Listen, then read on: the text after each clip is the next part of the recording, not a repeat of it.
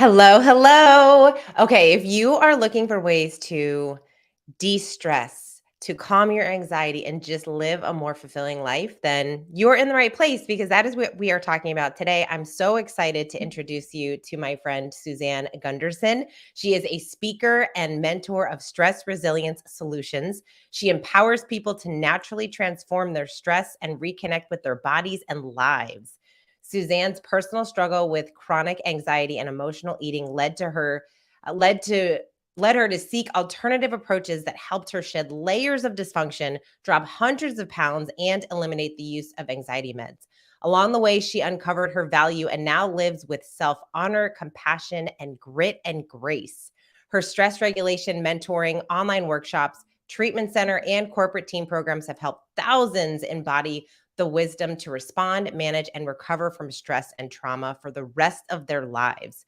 You can find out more about Suzanne at her website, transformedconnections.com. Suzanne, I'm so excited to chat with you today. Yeah, it's been a while, been a minute. Nice to see you. Love to share. Yes, so good to see you. So Suzanne and we met years ago, and you taught me tapping. Probably did. Yes. Love That was tapping. the first kind of my initial introduction to you was I was Mhm. like, what is this tapping thing? And it was kind of for me, I was just kind of getting into all of this stuff. But now you do so many incredible things. So why don't you tell us what is it? What do you tell people you do? What exactly do you do? Because this all sounds great, but like, what does this even mean? Right. I'm a voodoo witch doctor. Let's just leave it at that. No, I actually empower people with natural self-use skills that transform their stress physically, emotionally, mentally, even spiritually, so that way we can become more conscious and have capacity to live our lives. We're just always kind of living behind the eight ball or just barely keeping our head above water. So I just give people a real good practical variety of skills that they can use in their everyday lives to help them overcome in the moment stress, to be able to rationalize any backlog of trauma patterns, whether they're relational, relationship trauma, generational trauma, developmental trauma, and be able to really start to make some strides toward breaking some of those old cycles that they don't like and moving into the future that they truly want. And that's what we all want. We all want to step into the future that we see for ourselves. We were just talking before we jumped on the live. What's happening with the world today? Like, what's happening when it comes to a lot of, there's just so much talk about anxiety and stress, and mental health is obviously a topic that is talked about among corporate and teams and the workforce. What do you find are some of the biggest challenges that people are going through in their life when dealing with just stress in their lives in all different areas? Yeah, I mean, that's such a big softball of a question. Let me just get up to plate here and just swing as hard as I can about that. So, two things I want to share. One is that we're living in transformative times, right? The old structures of groups, institutions, corporations, religions that we have firmly rooted our belief systems in are dismantling in front of us, and we're no longer finding the safe, secure, connection that we found in those places. At the same time, we're really opening up our own body's expression of sensation and feeling like we've never had before in a deeper way. And so we're having a chance to explore, who am I? What do I really like? Oh, I didn't really resonate with that. Okay, and that's not really who I am anymore. So two things are happening at the same time. One is we're no longer able to feel safe and secure in the old world, and second is that we are kind of really dangling in the new world. Where do I belong? How do I fit? Who am I? Where do I go? I'm feeling all of these feelings that I never felt before in such depth that I never had before. And so that does create a lot of mental confusion while we're having a lot of mental health issues. And the traditional model of healing has always been, let me just help you think differently about it. Let me reframe your mind about it. When really it's so much more than that. We need to harmonize how we experience our body and our mind together so that we can be in alignment so that we can, when we're at that green light and so our body's like, hey, turn right. And we're like, no, home is left. I got to go left. And then you turn left and you're like, oh man, I knew I should have gone right. I need to go pick up those avocados or at the store. I just knew it. And so we're really coming into this time where we have opportunity to learn how to experience our body, harmonize it with our thoughts. That way we can really begin to live in a rhythm and flow of life and live by our own personal unique value system, what's important to us, what we believe, and attract new organizations and create new groups that are going to help us feel much more secure than the other ways that we were living in those old institutions, those old cultures, old religions, which serve their purpose for keeping people in control and feeling safe, but just don't work as we watch them get dismantled in front of us. And also us wanting to have more choice. Wanting to have more choice regarding everything that we want, what we want to do with our lives, how much we have, what we want to spend, who we want to spend our time with, what we want to spend our time doing. What do we value? What's important to us? I mean, the currency of the future is authenticity. It's who are you? What do you value? You know, don't you find it's such a relief when you talk to somebody and you're just like, oh, didn't like them. They were really clear about this thing that they like, and I don't agree. So you're like, but thank you for letting me know who you are, as opposed to having a very fake surface level conversation where you're like, I don't know if I trust them. I trust myself. What's going on? Like the wishy-washiness of the past is really over. We're coming into like, put your stake in the ground. Tell me who you are, and I'll respect you for it, whether I agree with you or not. Yeah. No, I think it's so interesting as far as even with communication. I love when people can just tell it like it is, like say what you want to say, put it out there, and be more comfortable having uncomfortable conversations. I mean, Yeah. this is something, I mean, I see it in the corporate work that I do, but also just in friendships, right? Like why is it so uncomfortable, or especially in dating relationships, right? With like that's a whole other topic, like ghosting people, where it's like, can't you just be an adult and just let somebody know, hey, I'm just really not feeling it, or I'm not into it. Like I almost feel like we hide from so many of our emotions, and we are scared to have open dialogue with people because we don't want to have any conflict, Well, when we might not conflict be is able to, okay. yeah, we might not be able to hide from our own emotions, but we certainly don't want to share them or express them for fear of being disconnected, right? Our most modern survival strategy is human connection. We have grown in our nervous system through all these different, evolutions of survival, from freezing to fight flighting to now social engagement. Not social media, social engagement is our most modern survival strategy. That means I should be able to look to you as another human and find through your body's regulated heartbeat, your tone of voice, your facial expression, if I'm safe or not. And yet people these days just don't know who they are. They're not offering that container of safety to other people. And so it's just kind of a free for all. But yet that's what we've evolved to being able to do, is survive through human connection. So when we're in these kinds of dynamics of business meetings or business relationships or even personal relationships, we don't want to ever threaten connection, because what if we don't have a lot of other connections? And so it's a big fear of ours to threaten connection for ourselves and for others, because the pack mentality is they will leave the wounded behind. And so we put on these, we live in acts of self-betrayal in order to stay connected to the group so that we can survive, when really we're learning, not really thriving in that kind of group. I need to be beat to my own drum. So we're living very alone and isolated right now as we figure out who we are. But at the same time, we crave connection. And there's the dichotomy, right? Oh, yes, we do crave connection. And so we're living in a very interesting time where we all spent so much time alone, right? Like, or with your own little bubble of people through COVID. So how have you seen the work that you do transform just over the past 3 years with all of the things that have happened in the world? Yeah, I think we had to go through that experience of really being isolated into our group so we could figure out really very specifically what we like and what we don't like about ourselves and other people.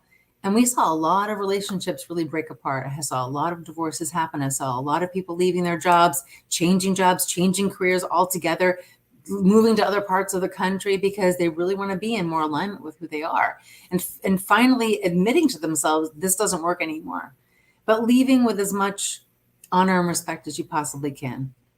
That's the highest, that's the highest path of exit. Certainly there's other paths that some people choose, but yeah, I think we've had to have that kind of isolation experience to figure out who we are, what we like and what we don't like, and then start to kind of course correct into our own unique value system. That way we can start to build our future around what is in alignment with who I really am, what I like, who I want to be. And So being respectful of everybody else and the layers wherever they're at. how does someone know? Okay, two questions. First of all, how does someone know when they're in alignment, but how does someone get to that place of alignment?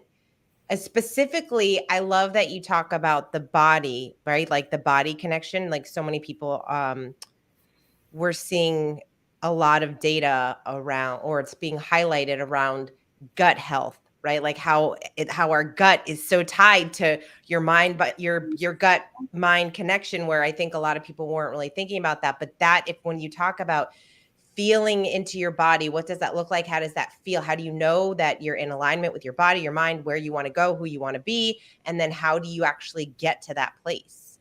Right. So people would probably easier answer, how do I know I'm not in alignment? And that is, gosh, I just do the same thing every day, or I meet the same kind of people, or I have the same job that I don't like, or I experience things that I don't like with a lot of grief, with a lot of frustration. So I know what I don't want. And that's a big hell no, right? That means that my body's telling me something's wrong. The body is trying to say, no, that's not the right thing. To come into alignment is the feeling of hell yes. It's like, yes, it's so clear. It so resonates in every little cell of your entire body. You just say, yes, I want that peach. That is what I want today. It's juicy and delicious, and it's peach season. Of course I want a peach. That's what I want. Oh, yes, yes, yes. That's what alignment feels like. But we don't often experience that because we're just so overwhelmed with opening up to what we've created for ourselves. I don't like, I don't like, I don't like, I don't like. Oh my gosh, what do I do? I don't like, I don't like. And these are big things: career path, employer, relationship, 20-year marriage, relationship with my kids, best friends. Wait, oh my gosh, that's a lot. How do you prioritize that? So what you need to do is come into your own alignment, meaning talk about gut health, right? When our gut is our biggest brain.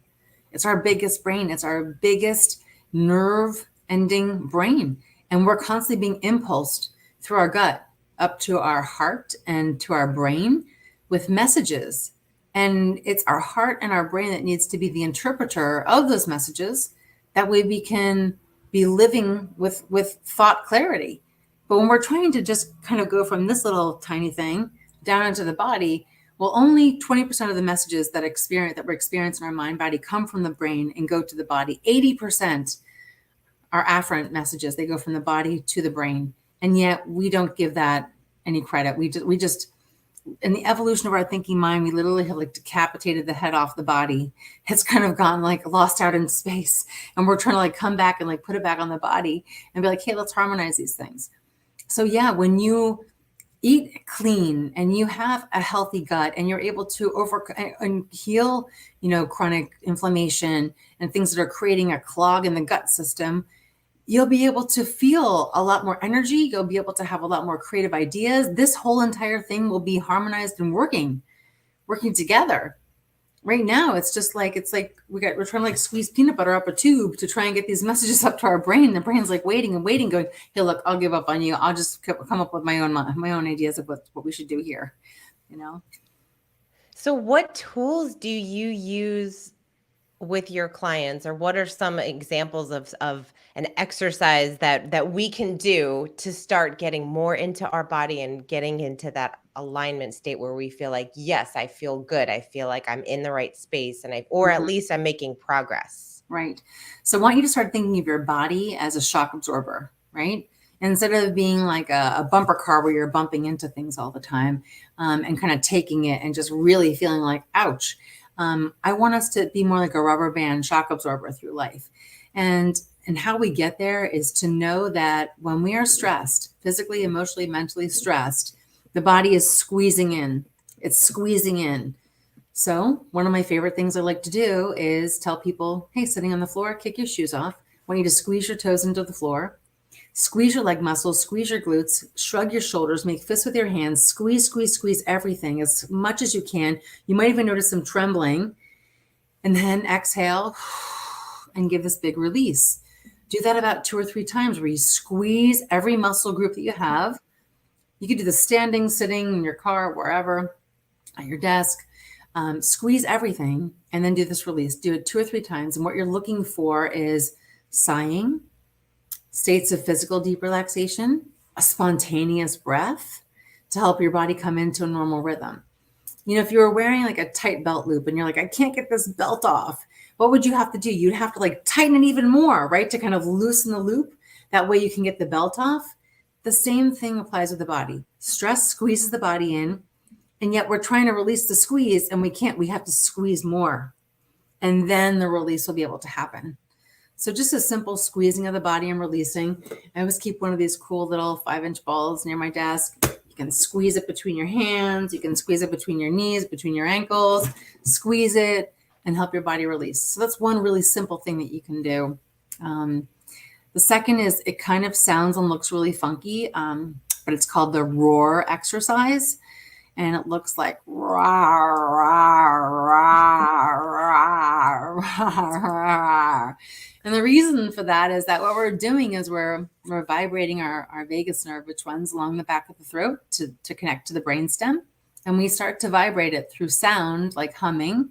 It starts to smooth out that vagus, and it will start to perceive more calmness and be able to send more messages of safety to the brainstem than threat. And so you're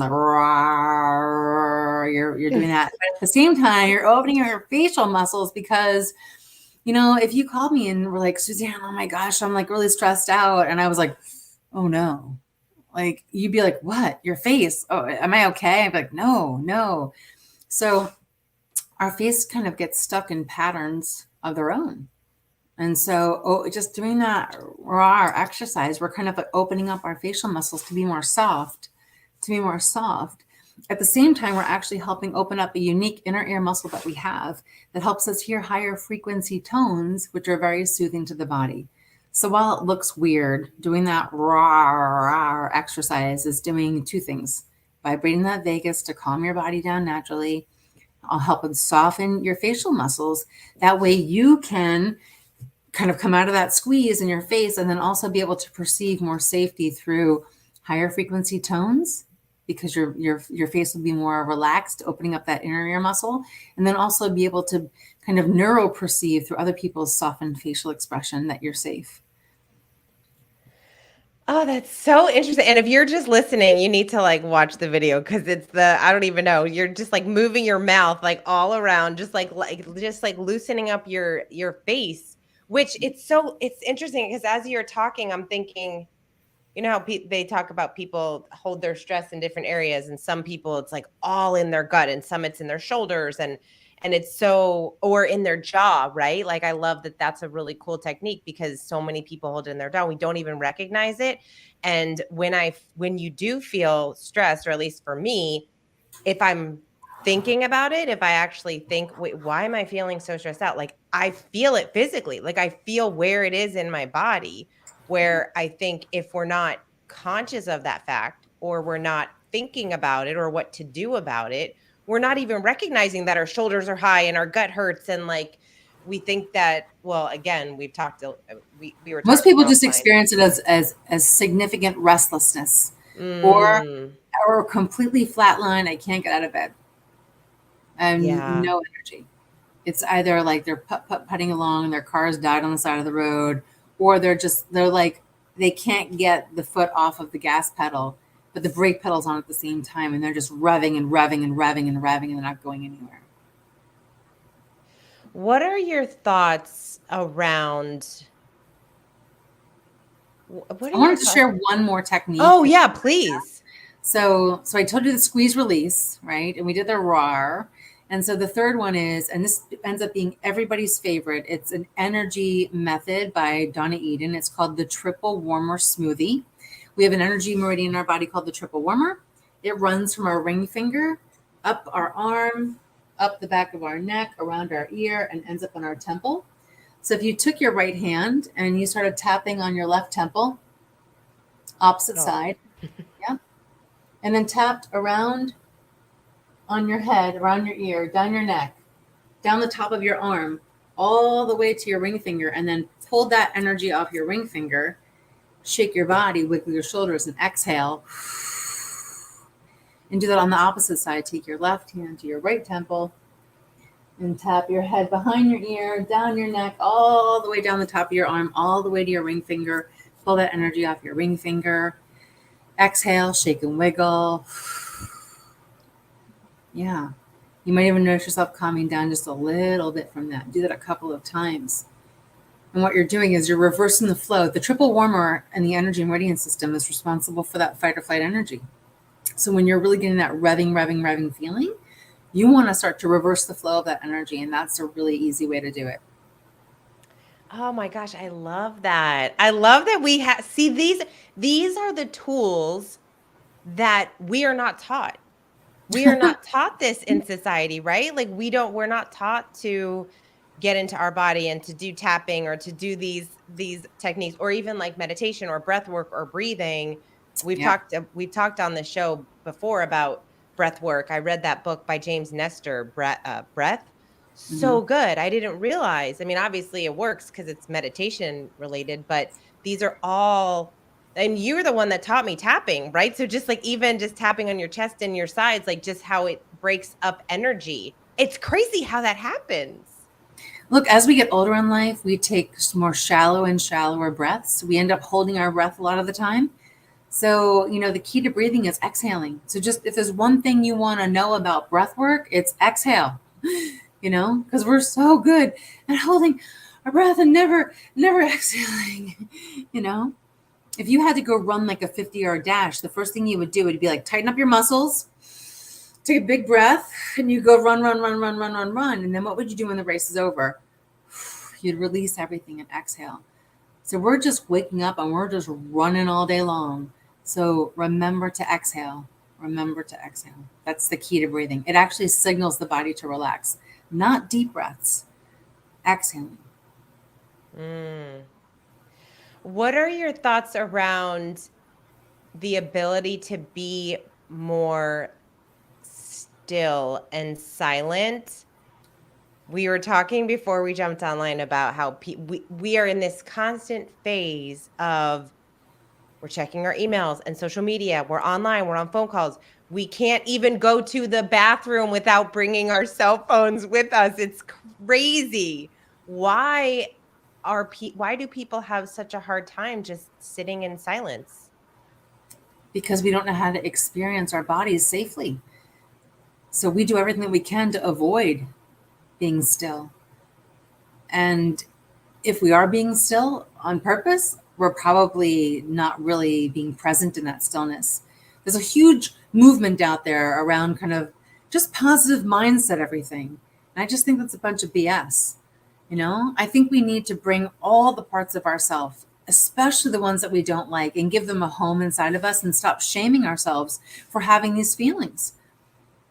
Oh gosh, I'm such an angry person. I don't want people to see that I'm so angry. I'll just kind of like cut myself off from people if I'm having a bad day. Oh, I just can't be there. As opposed to being like, I'm just angry today. Like, why not be raging? Why not? We should be mad as hell for how we've been living and what we've been tolerating in our lives. So people just don't know how to experience the present moment in a safe, connected way. And what I teach people is to start building rapport with their own body. That way they can start to build that capacity. Resilience is such a popular word. What does it really mean? It means that you have capacity. You have space. You can be your own empathetic witness to your own body's experience of what it's going through in any given moment of time, and building on that to be able to broaden that, to have more tolerance for life's experience. You know, do you ever meet somebody just like, oh, they fly off the handle, they just constantly quick to like just bounce out, and you're like, whoa, what happened? They have no capacity. We need to learn how to experience our body and befriend every sensation that we have in our body, learn how to drive our own body, and build tolerance for our body. That way we go, oh, what's that? Oh my God, oh my God, oh my God. No, it's okay. I'm just feeling a little something over here. That's okay. Feeling a little something here. I'm feeling an emotion. Oh, here, if I just, feelings don't last very long. It's our resistance to feeling things that keep it around.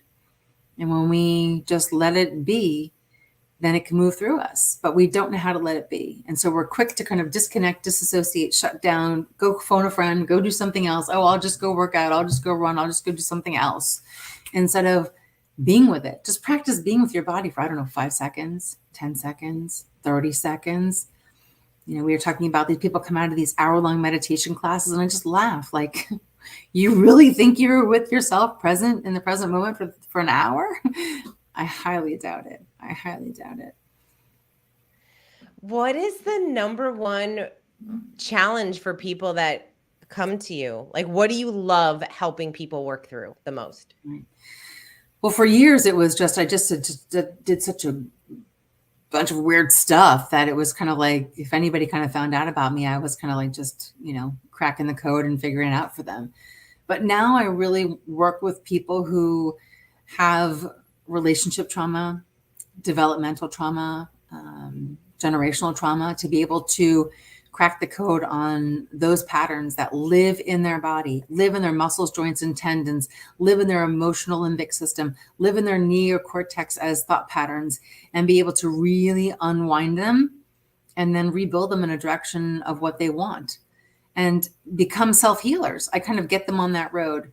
I work with men and women. I work with people who are addicts. I work with, well-known CEOs all over the world. I work with, doctors and nurses. I work with therapists, clinicians. I work with addicts. I work with all different kinds of people, all different kinds of issues. But if you're on a self-healing journey and you have some skin in the game and you're like, you know what, I want to learn how to help myself, then I will give you all the tools that I know, somatic tools, vagal toning tools, energy tools, to be able to build your own stress resilience toolbox so that in the moment of your triggers, you can overcome those triggers, as well as you can rationalize all that backlog of stuff that we've got living in the body. I love it. I love it. Stress resilience toolbox. We all need a toolbox. And I love that you shared a couple of things that we can do immediately. This is such a big topic. This is such a big topic. And I'm so grateful that you're out there doing this kind of work, because more and more we just need it to be talked about more, right? I think there's so many kind of quick fixes that people go to instead of really figuring out how can you really get into yourself and such an into your important part, such an important point, because we've been so brainwashed to believe that we need to buy something. We have to buy this product. We have to drink this thing, take this pill in order for us to heal. And we've never really believed at a true core level that we can heal ourselves. But yet, if you got a cut today, your body would spend 100% of its resources healing that cut. Why don't we believe that we can heal ourselves? We absolutely can. There is a place for Western medicine, certainly, if you've gone so far out of alignment with yourself that you might need some intervention and help. But for so many of us, still, what we can heal, you can transform. You can do it with natural skills that are self-use, easy to do, just like the few things I taught you today. I've got 100 more, and I share all of them with my clients. And everything that I do is a one-on-one, because it's so unique to everybody. Everybody deserves to have an empathetic witness to the unraveling of their trauma. If they had an empathetic witness to their trauma, they wouldn't be stuck in a trauma pattern. And that's what social engagement is about. Our human nervous system is that we need someone to bear witness to our body and its experience of unwinding that trauma in a safe way. That way we can come through it. So I help people have those breakthroughs enough to build some capacity so that they can kind of be like, hey, you know what? Thanks for helping me drive my own car now. I got this. I'm moving forward. And then when they hit a speed bump, 3, 6, 10, 20 months down the road, I get another phone call. We're work together again, but pretty much I just work with people in 3-week increments. I do a lot of group trainings to, executives, to therapists and clinicians, to other, types of audiences who are interested in learning natural skills. Because I think we all need to have a toolbox like this that we, like you said, we never learned. We didn't learn how to Yeah. be in our body. Yeah, that would be amazing for everybody to learn this stuff when we were younger too, especially like let's have it all throughout our lives. Yeah. So Suzanne, what is I always ask every guest before I let them go, what is one activity that the listeners can do in 10 minutes or less to help them live a more creative and fulfilling life? Great. Again, here I can give you another one of my favorite tools, and this is one of them that we had learned. I shared with you before, tapping, which is we're so much in our head, we're so chatty, so much of the time. Just to quiet that mind down and to help remind our body that we're really safe, and also remind our mind that we're safe. We can just take 2 fingers, tap between your eyes, and just say, "I am safe and secure." And then tap on the side of the eye, "I'm safe and secure." And then under the eye, "safe and secure." On your collarbone, "safe and secure." Grab your wrist, right? Now that you've done that, you might be like, "Oh, that was kind of easy, like, but I don't really feel any difference." But here's the secret to it. So I want you to think of something that makes you feel safe. What does that look like? What does that sound like to you? Is it holding on to a sturdy railing? Does that give you the sense of safety? Is it hearing a seatbelt buckle lock? Is it seeing a deadbolt or hearing a deadbolt lock? Like what is safe to you? What does safe look like to you? What does it sound like to you? Is there something that you're even thinking right now, Kate, as something that makes you feel safe or that you represent, you give meaning to as safe? Oh gosh, I'm like as you're talking, I'm thinking to me, oh gosh, what makes me feel safe? Or I mean, what is safe? I was thinking like family, like being surrounded like with family, just know like being in that situation and feeling really Is safe there with one those. person in your family that you can like look at the eye and look in the eye and be like, "I can trust this person. I feel safe with them." Oh yeah. All right, great. So then get that person in your mind, right? And really just when you're looking at that person in your mind, just say, "This is safe," right? "This is safe." And then tap between your eyes and say, "I'm always safe." Focusing on that family member right now. Oh, I like And you that. tap between your eyes and say, "I'm always safe." And tap on the side of it, "I'm always safe and secure." Keep thinking about that person. Tap under the eye, "I'm always safe and secure." And then tap on your collarbone, "I'm always safe and secure." And then grab your wrist, "I'm always safe and secure." Feel the difference between the two? Yeah. You know who also when I think about safe and secure, it actually I think of a person I don't even know yet because it's my like the man in my like my husband or who like whoever that person is. I don't have a husband, but that's who it is. For me, I feel very safe with them even though I don't know them yet. Okay. Well, for you, it's a person, but for somebody else, it might be a sturdy railing or the sound of a seatbelt clicking or seeing a deadbolt lock What's or, it for you? oh, I'm not here to share that. I'm just giving you some ideas. But the whole idea is to find what makes you feel the most safe, bring that into your tapping experience, and it really will help you deepen the wisdom inside of your core to be in alignment with safety because so much of the world is very threatening. And that's the message that our body is sending the brain: threat, threat, threat, threat, threat. That's why we're disconnecting and disassociating and checking out and having mental health issues because we don't know how to feel safe in the body. But if we can just find small things that make us feel safe, and then bring that into the tapping experience. "I'm always safe. I'm always secure." While we're really focused on that, we're really deepening that wisdom in the body. That way we train the body how to feel more safe. And we start to kind of balance out all those messages of threat that we're just so used to experiencing. We live such overwhelming lives, where we wake up, we have global awareness, what's going on in the world. We're overstimulated. We do too many things. We're our internal systems are constantly like on a fire alarm mode. And then we try and go to sleep at the end of the day, and the monkey mind just takes over, and we're up for hours if we can even just, calm down. We're like wrestling with ourselves. Yeah.